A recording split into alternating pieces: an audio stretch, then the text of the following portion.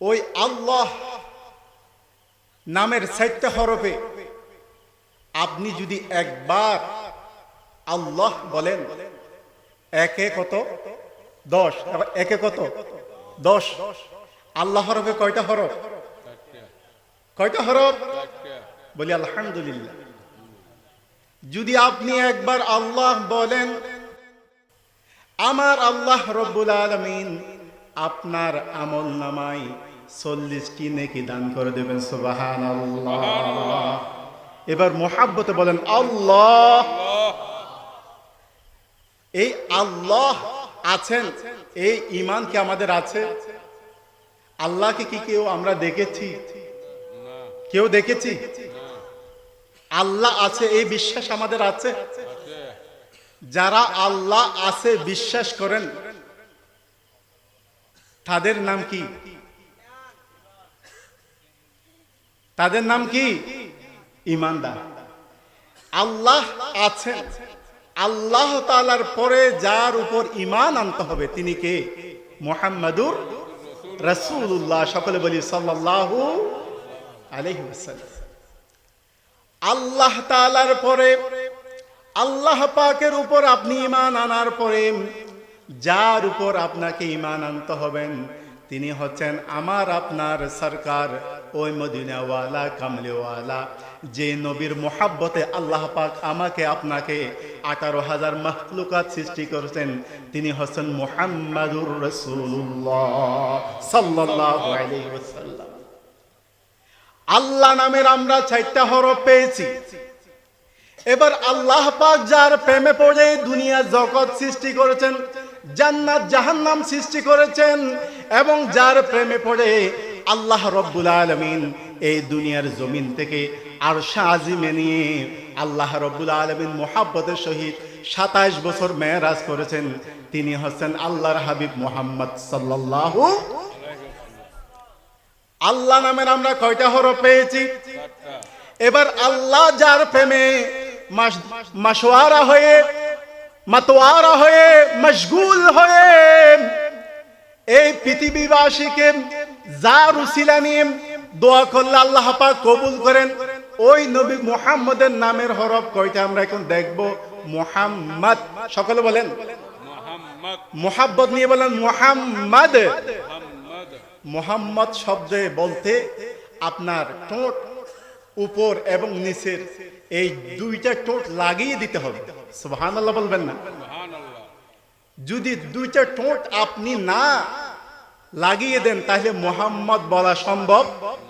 দেখেন তো আপনারা একটু ট্রাই করে। বলেন মুহাম্মদ। সুবহানাল্লাহ বলেন। এই মুহাম্মদ নামের মধ্যে কত প্রেম আল্লাহ পাক রেখেছেন। যদি 2টি ঠোঁট আপনি একটার সাথে আরেকটা মোলাকাত না করেন তাহলে আপনার মুহাম্মদ শব্দ বলা সম্ভব নয়। আশিক এবং মাশুক, স্বামী এবং স্ত্রী, প্রেমিক এবং প্রেমিকা, আপনার ততক্ষণ পর্যন্ত আপনার পূর্ণতা পাবো না যতক্ষণ পর্যন্ত একে অপরের সাথে আলিঙ্গন না করে। সুবহানাল্লাহ।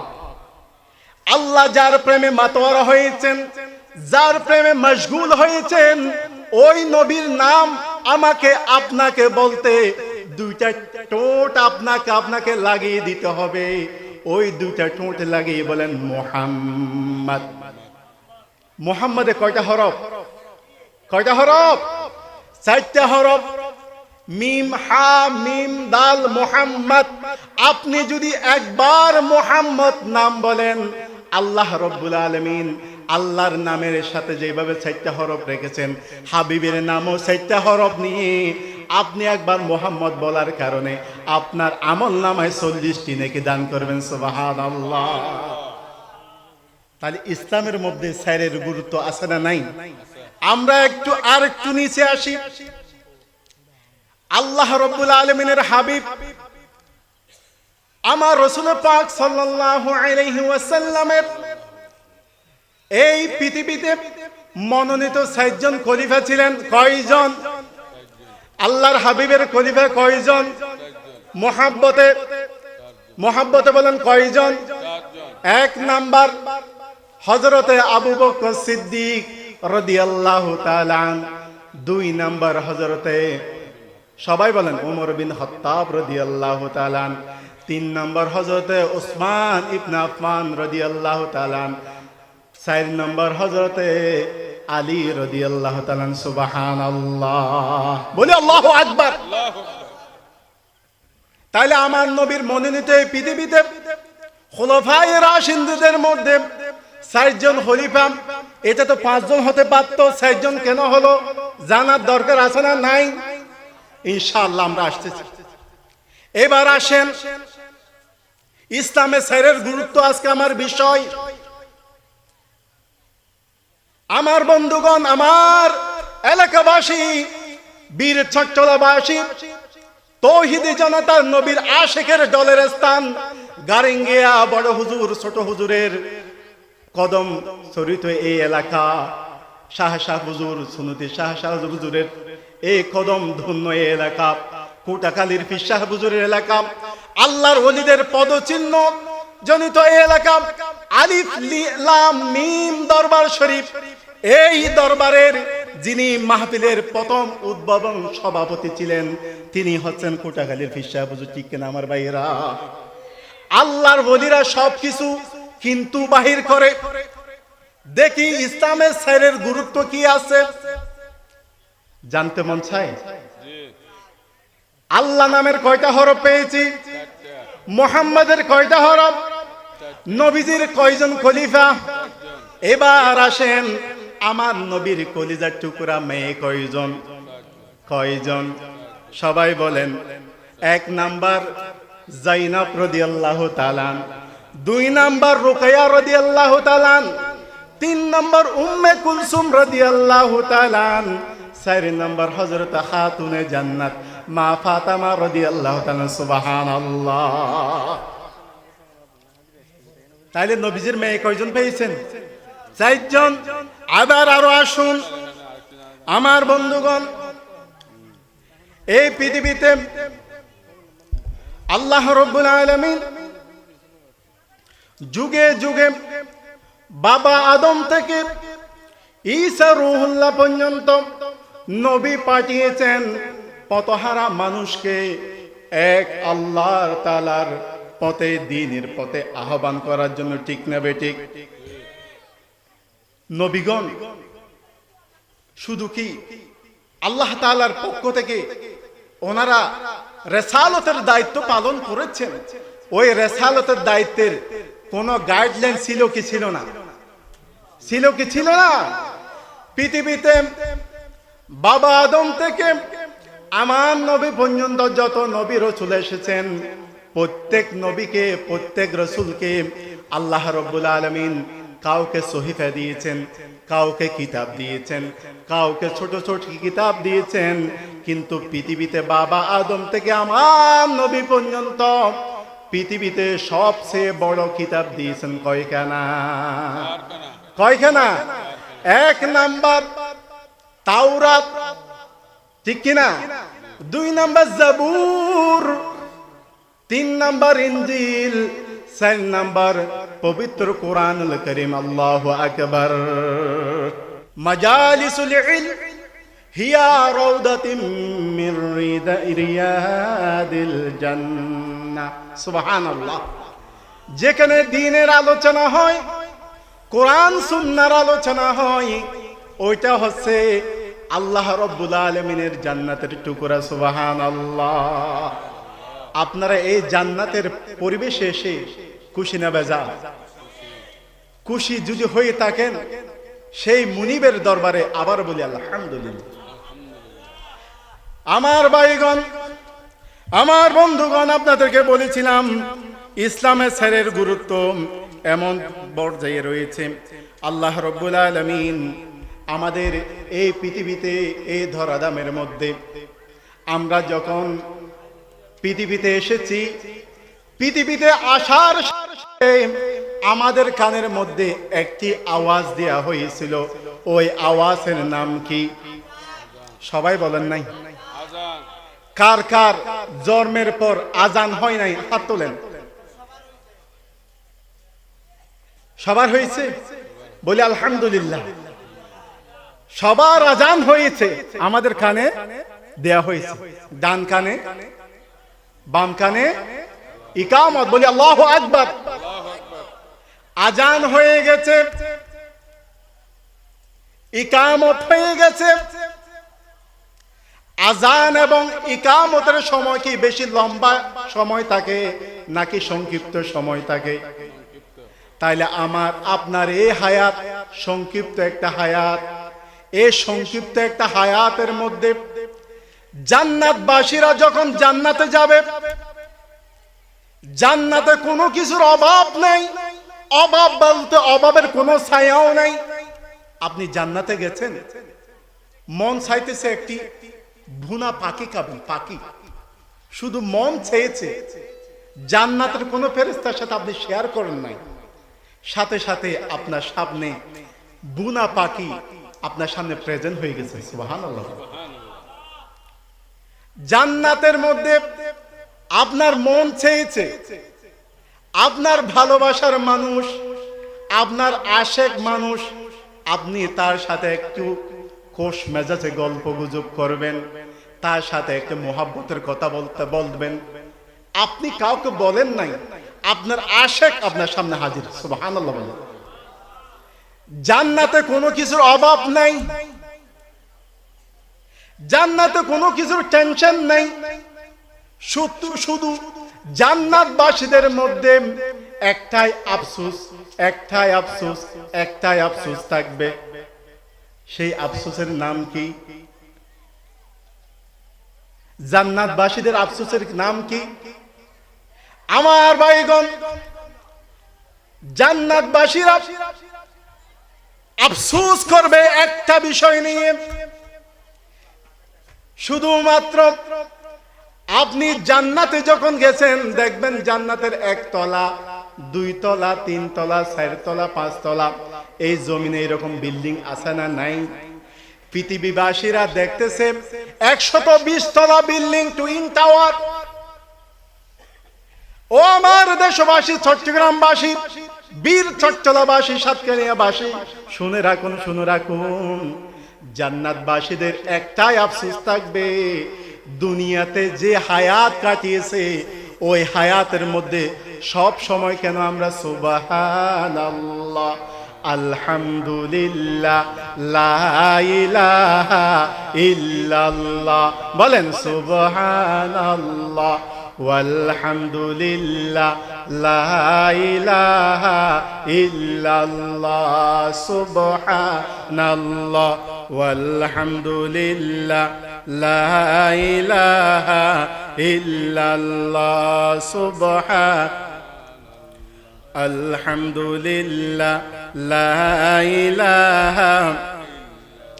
জান্নাতবাসীরা শুধু একটা আফসোস করবে, আল্লাহ দুনিয়াতে আমার সাথে ওই বাইটার সাথে সম্পর্ক ছিল, আল্লাহ দুনিয়াতে আমার সাথে ওনার আত্মীয়তা ছিল, আজকে আমি জান্নাতের 5ম তলায়, উনি 8ম তলায়। আমার সাথে মাস্টার ভাইয়ের সাথে মহব্বত ছিল, আমি আর আপনি একসাথে একই মাহফিলে মজলিসে ছিলাম, আমার আপনার সাথে সরওয়ার আঙ্কেলের সাথে মহব্বত ছিল, আজকে উনি 10 তলায়, আমি 1 তলায়। আফসোস, আল্লাহ জান্নাত তো জান্নাত, ওই 10 তলায় নাকি আপনি কোন নাজ নিয়ামত রেখেছেন। সুবহানাল্লাহ বলেন। তখন একটাই আফসোস করবে, দুনিয়াতে যখন আমি বিভিন্ন বেহুদা কথা বলেছিলাম, বিভিন্ন জনের গীবত করেছিলাম, বিভিন্ন দুনিয়াবি কাজে ব্যস্ত ছিলাম, ওই সমস্ত বদ কাজ বাদ দিয়ে যদি একবার বলতাম সুবহানাল্লাহ, একবার বলতাম আলহামদুলিল্লাহ, একবার বলতাম আল্লাহু আকবার, একবার বলতাম সাল্লাল্লাহু আলাইহি ওয়াসাল্লাম, এই জিকিরগুলো যে যত এই দুনিয়ায় বেশি করেছেন, আল্লাহ পাকের জান্নাতে তার তত বেশি মকাম বাড়িয়ে দিয়েছেন। সুবহানাল্লাহ বলেন। তাহলে এই দুনিয়াতে জিকিরের দরকার আছে না নাই? জিকিরের দরকার আছে না নাই? তাহলে জিকির, সর্বোত্তম জিকির হচ্ছে আল্লাহু আকবার। বলেন আল্লাহ। আপনারা এশারের নামাজ আদায় করেছেন? এশারের নামাজ আদায় করেছেন? কারা কারা করেন নাই হাত তুলেন। সবাই করেছেন। দুই পাশে দুইটা কি রয়েছে? কি রয়েছে? তারা কিন্তু রাইটার, ঠিক কি না? কিরামান কাতিবিন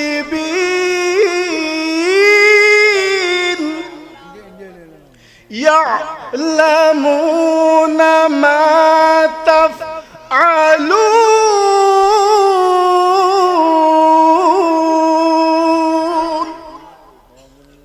দুই কাঁধে দুইজন রাইটার রয়েছে। আপনি ভালো বলেন মন্দ বলেন, দুই কাঁধে অটো ভাবে লিখিত হয়ে যাচ্ছে, আপনার অটো ডায়েরি লিখিত হয়ে যাচ্ছে। আমার বন্ধুগণ, আমার ভাইগণ, সম্মানিত এলাকাবাসী, আমরা যখন এই দুনিয়ায় এসেছি আমাদের কানে আজান দিয়েছেন। এই আজান আমরা সবাই জানি কি জানি না?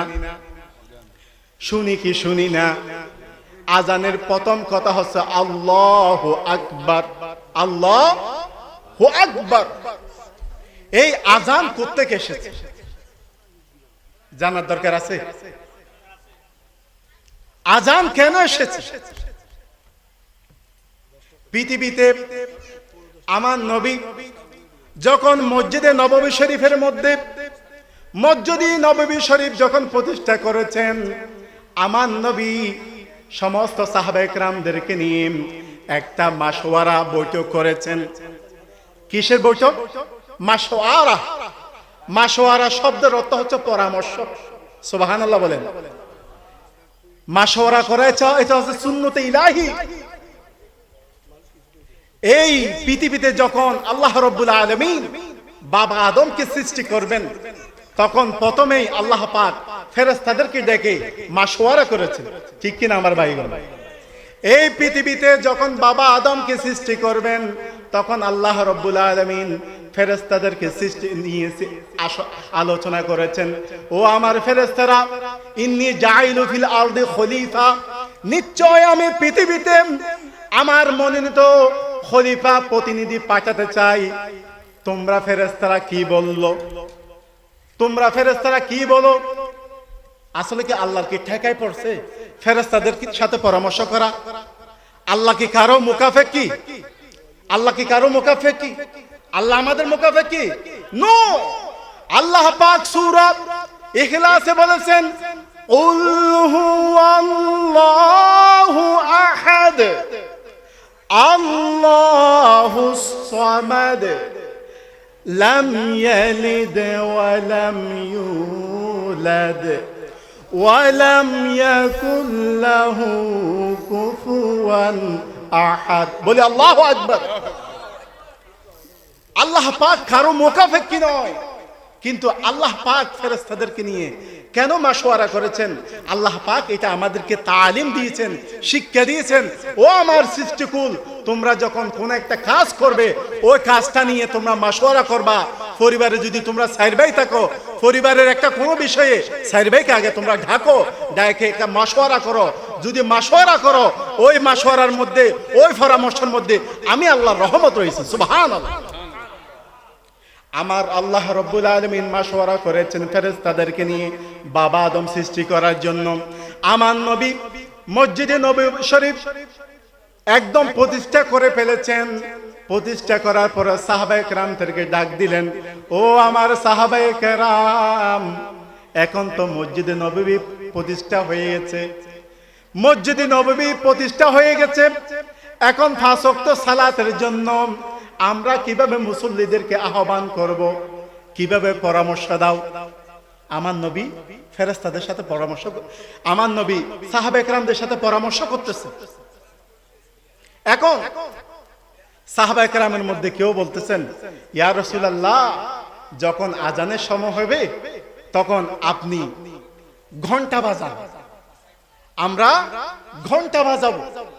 ঘন্টা যখন বাজাবো তখন আমাদের সাহাবায়ে কেরাম বুঝতে পারবে এখন নামাজের সময় হয়েছে, আমাদেরকে মসজিদে যেতে হবে। সুবহানাল্লাহ।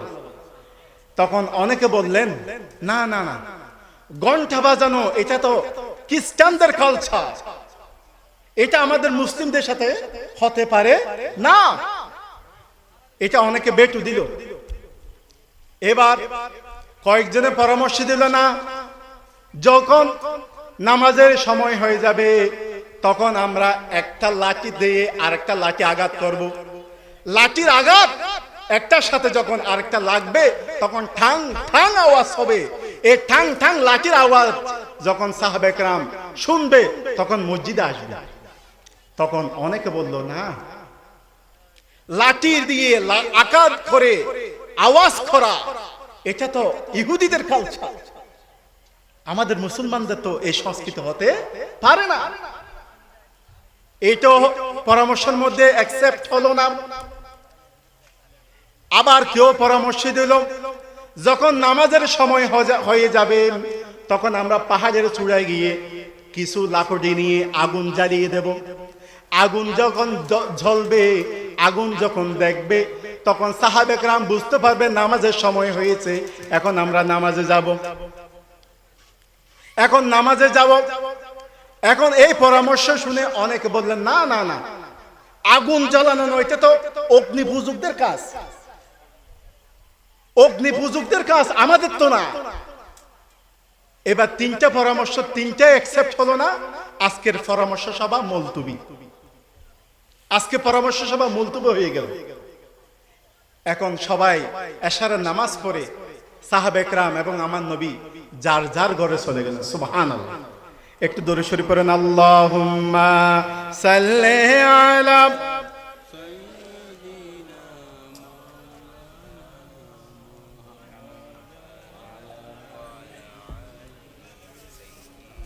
মাওলানা মুহাম্মদ, আল্লাহুম্মা সাল্লি আলা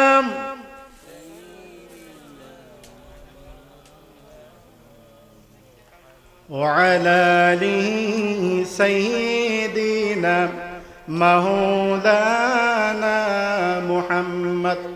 সম্মানিত হাজরিন, মুলতবি পরামর্শ কোন একটা সিদ্ধান্তে আসলো না, আজান কিভাবে হবে। এশারের নামাজ পড়ে সবাই ঘরে চলে গেলেন। সাহাবীরা সাহাবীদের ঘরে, আমার নবীর হুজুরাই, এবং সবাই ঘুমের মধ্যে আল্লাহর হাবিবের একজন প্রিয় সাহাবী স্বপ্নে দেখতেছেন। যে প্রিয় সাহাবী স্বপ্ন দেখেছেন ওই সাহাবীর নাম হচ্ছে হযরত আব্দুল্লাহ ইবনে যায়েদ ইবনে আব্দে রব্বি রাদিয়াল্লাহু তাআলা। সুবহানাল্লাহ।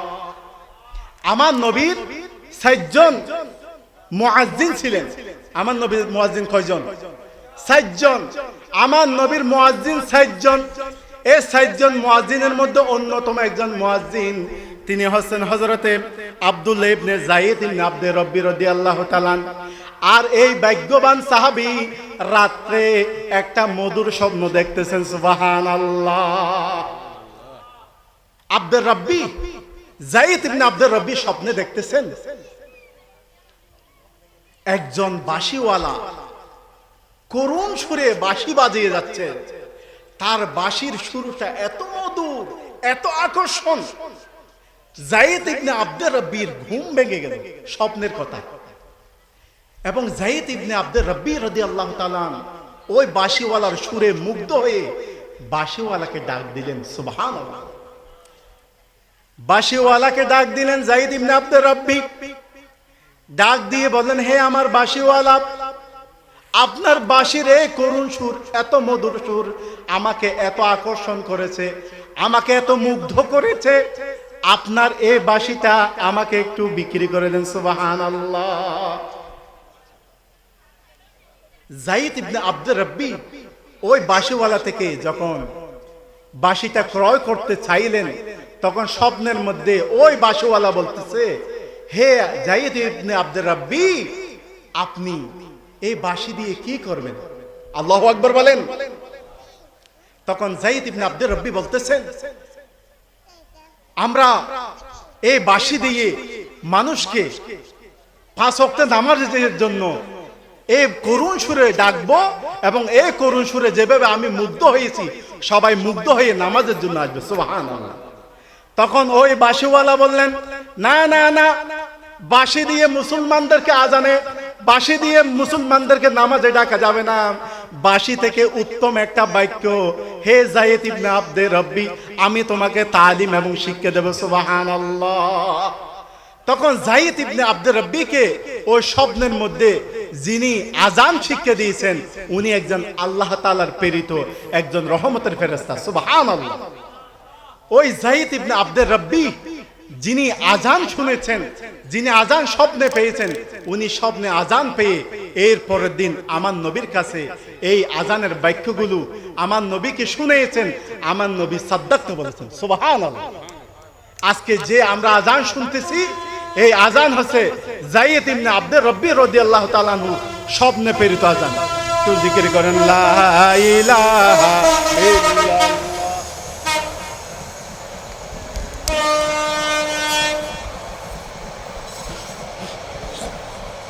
লা ইলাহা লা ইলাহা ইল্লাল্লাহ। লা ইলাহা লা ইলাহা। সাগরের মাছে বলে কাল্লা, পাহাড়ের জবানে বলে কাল্লা। সাগরের মাছে বলে কাল্লা, পাহাড়ের জবানে বলে এক আল্লাহ। আমরাও বলি এক আল্লাহ, লা ইলাহা ইল্লাল্লাহ। লা ইলাহা ইল্লাল্লাহ। লা ইলাহা লা ইলাহা ইল্লাল্লাহু মুহাম্মাদুর রাসূলুল্লাহ। সকলে বলি সাল্লাল্লাহু। সম্মানিত হাজরিন, সম্মানিত সুধী সমাবেশ, আমার আলোচনার বিষয় হচ্ছে ইসলামে সাইরের গুরুত্ব। তাহলে আজান যে সাহাবী পেয়েছেন ওই সাহাবীর নাম আপনারা আজকে মুখস্থ করে ঘরে যাবেন। এই মাহফিল এটা আমাদের জন্য দ্বীনের তালিম। এই বয়সে তো আমাদের মাদ্রাসায় গিয়ে শিক্ষার সময় নেই। আমাদের সন্তানদেরকে মাদ্রাসা দেব। আলিফ লাম মিম এই দরবারে একটা হেফজখানা খুলেছেন। আপনারা খুশি না বেজার? খুশি না বেজার? কেমন খুশি? একজন সন্তান যদি আপনি হাফেজে কোরআন বানিয়ে যেতে পারেন, আল্লাহ রাব্বুল আলামিন কাল হাশরের ময়দানে ওই হাফেজে কোরআনের মা বাবার মাথার মধ্যে নূরের মুকুট ফেলাই দেবেন। সুবহানাল্লাহ। আপনারা যারা এলাকাবাসী আছেন আজকের এই আলিফ লাম মিম হেফজ ও এতিমখানায় আপনাদের সন্তানদেরকে দিয়ে দেন। দ্বীনের পথে কোরআনের পথে আল্লাহর হাবিবের মুহাব্বতের পথে যদি আপনার একটা সন্তান আপনি হাফেজে কোরআন করতে পারেন তাহলে দুনিয়া এবং আখিরাত আপনার জন্য নাজাতের ফয়সালা হবে ইনশাআল্লাহ। সম্মানিত হাজিরিন, আজকে আমাদের আলোচনার বিষয় হচ্ছে ইসলামে সাইরের গুরুত্ব। তাহলে আমার নবীর সাহাবীদের মধ্যে যে সাহাবী আজান স্বপ্নে দেখেছেন ওই সাহাবীর নাম কি বলেন তো? যায়েদ ইবনে আব্দে রব্বি রাদিয়াল্লাহু তাআলা। সকলে বলি রাদিয়াল্লাহু আন। যায়েদ ইবনে আব্দে রব্বি সহ আমার নবীর চারজন মসজিদে নববী শরীফের মুয়াজ্জিন ছিলেন। বলি আল্লাহু আকবার। নবীর মুয়াজ্জিন কয়জন? আল্লাহ নামের হরফ কয়জন? আল্লাহ নামের হরফ কয়টা? নবী না মুহাম্মদের হরফ কয়টা? আমার নবীর কন্যা কয়টা? আকাশ এবং জমিনের মধ্যে সবচেয়ে সর্বশ্রেষ্ঠ ফেরেশতা কয়জন? আল্লাহর কিতাবের মধ্যে সবচেয়ে বড় কিতাব কয়টি? নবীর মসজিদে নববী শরীফের ওই মুয়াজ্জিনদের মধ্যে কয়জন মুয়াজ্জিন? এক নাম্বার হযরত আবু মাহজুরা রাদিয়াল্লাহু তাআলা। সুবহানাল্লাহ বলেন। দুই নাম্বার হযরত বেলাল ইবনে আবি রাবাহ রাদিয়াল্লাহু তাআলা। তিন নাম্বার আব্দুল্লাহ ইবনে উম্মে মাকতুম রাদিয়াল্লাহু তাআলা। চার নাম্বার হযরত আব্দুল্লাহ ইবনে যায়েদ ইবনে আব্দে রব্বি রাদিয়াল্লাহু তাআলা। সুবহানাল্লাহ। তাহলে আমার নবীর মসজিদের মুয়াজ্জিন কয়জন? এবার আসেন পবিত্র কোরআনে আল্লাহ রাব্বুল আলামিন কয়টা সূরা দিয়েছেন? হ্যাঁ, কয়টা? অনেকে তো জবান বন্ধ রেখেছেন, গুনাহ হবে। পবিত্র কোরআনে কয়টা সূরা? সবাই বলেন 114টি। মুহাব্বতে বলেন 114টি সূরা আল্লাহ রাব্বুল আলামিন দিয়েছেন। কিন্তু 114টি সূরার মধ্যে আল্লাহ রাব্বুল আলামিন 4টা সূরা কুল দিয়ে শুরু করেছেন। সুবহানাল্লাহ। পবিত্র কোরআনে রব্বুল আলামিন 4টা সূরা কুল দিয়ে শুরু করেছেন। কেন 4টা সূরা দিয়ে কেন কুল শুরু করেছেন? ওই কুলের 4 কুলের গুরুত্ব আছে না নাই? আছে না নাই? আল্লাহর হাবিব বলেছেন, যে ব্যক্তি দিনের শুরুতে ফজরের নামাজের পরে 4 কুল অর্থাৎ কুল ইয়া আইয়ুহাল কাফিরুন, কুল হুয়াল্লাহু আহাদ, কুল আউযু বিরাব্বিল ফালাক, কুল আউযু বিরাব্বিন নাস, এই 4 কুল ফজরের নামাজের পর যে নর এবং নারী, আমার মা বোনেরা আপনারা শুনুন, যে এবং নর নারী, বৃদ্ধ বনিতা, শিশু, যত মুমিন মুমিনাত প্রতিদিন ফজরের নামাজের পর 4 কুলের আমল করবে, আল্লাহ রাব্বুল আলামিনের হাবিব 4 কুলের এই আমলের উসিলায় আল্লাহ রাব্বুল আলামিনের হাবিব আমাদের জন্য একটা সুসংবাদ দিয়েছেন। সুসংবাদটা শুনবেন, সুসংবাদটা শুনবেন। 1 নাম্বার, যে ব্যক্তি ফজরের নামাজের পরে 4 কুলের আমল করবে, আল্লাহ রাব্বুল আলামিন সারা দিন ওই 4 কুলের আমলকারীকে সমস্ত শিরিক থেকে মুক্ত রাখবেন। সুবহানাল্লাহ বলবেন না? আলহামদুলিল্লাহ বলবেন না? বলি আল্লাহু আকবার। মুহাব্বতে বলি আল্লাহু আকবার। কয় কুল? কয় কুল? কোথায় আছে? কে দিয়েছে?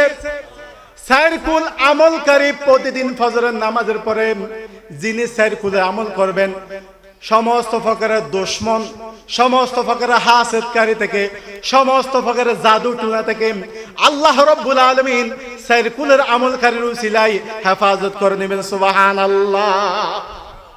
এটা গেল দিনের শুরুর আমল।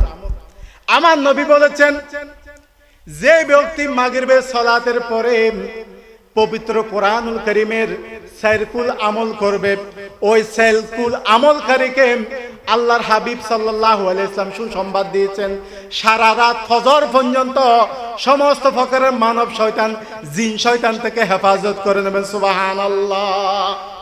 আপনাদের কষ্ট হবে? 4 কুল আমরা পারি না ভাই। আজকে আমরা এই মাহফিলে এসেছি, এই মাইকের আওয়াজ যতদূর যাচ্ছে, পর্দার আড়ালে সর্বগুণে গুণান্বিত আমার মা বোনরা যারা এই আলোচনা শুনতেছেন, আমাদের জন্য সহজ একটা আমল, ফজরের নামাজের পরে 4 কুল এবং মাগরিবের সালাতের পরে 4 কুল। আপনি যদি দৈনিক এই আমল করতে পারেন, আল্লাহ রাব্বুল আলামিন আপনাকে আমাকে সমস্ত প্রকারের ফিতনা, ফাসাদ, জাদু টুনা এবং দুশমনি থেকে হেফাজত করবেন। সুবহানাল্লাহ।